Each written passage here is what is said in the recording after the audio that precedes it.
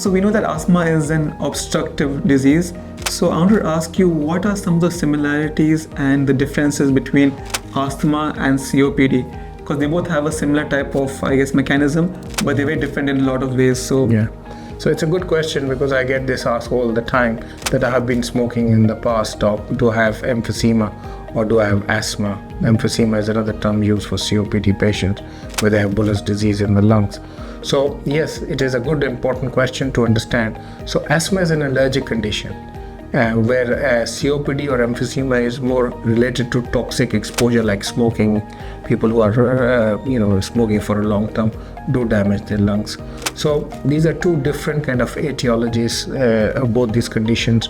And then the cells involved, the eosinophil count is more likely to be asthma patients. Sometimes COPD also have an eosinophilic type of inflammation, but neutrophils are the main inflammatory markers. And the asthma is both are small airway disease and they can cause obstruction in the lungs and the airways. But the difference between asthma and emphysema or COPD, as you say, is that the reversibility of the airways. So this is sometimes very important to do the spirometry and do the reversibility assessment. And if the reversibility assessment is like 10 to 15%, we think it's favoring more asthma picture.